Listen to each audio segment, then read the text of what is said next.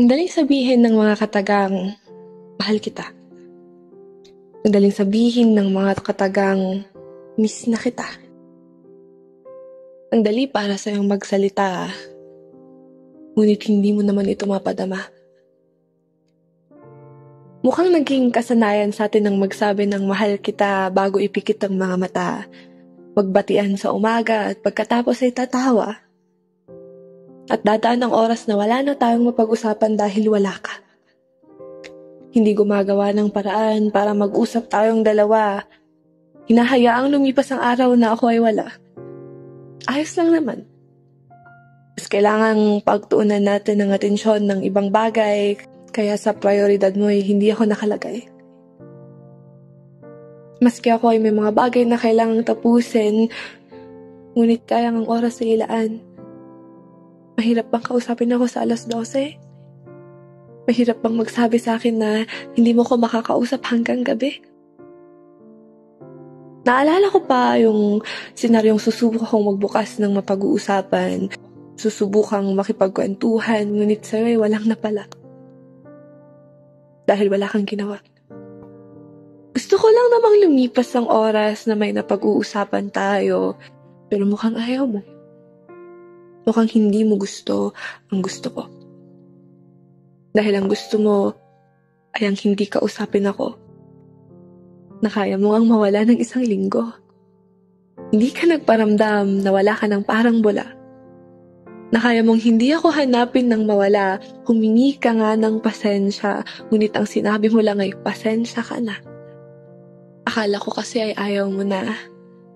Ikaw bahala kung gusto mong ayusin to, ni hindi mo man lang ako sinuyo. Ako na naman ang unang nag-chat sa'yo. Gusto kong magtampo at maglagas ng sama ng loob, pero hindi ka marunong mag-alaga ng puso. Hindi ka nanunuyo. Ayos lang naman. Tanggap ko. Pero yung iparamdam mong hindi ako mahalaga sa'yo, sakit na, sobra. Pasensya ka na kung may mga nagawa ako sa'yo. Pasensya na rin kung nagiging malamig ako. Pakiramdam ko kasi ay hindi ako mahalaga. Pakiramdam ko ay hindi ka gumagawa ng paraan para maparamdam mo ang aking halaga. Pakiramdam ko ay kaya mong hindi ulit ako kausapin bigla. Hindi mo ako inaaya. Kapag naman inaaya kita, tumatanggi ka. Pero kung ibang nag-aya ay sige, lalabas ka. Kahit 10 oras ng gabi ay lalabas ka. Ang bansa rin natin ay walang halaga dahil hindi mo naman naaalala. Gusto kong ikaw ang unang bumate. Sa huli ay ako lang namigahati. Kaya hindi ko na muling sinubukan. Unti-unti ay napagod ng makipagsapalaran.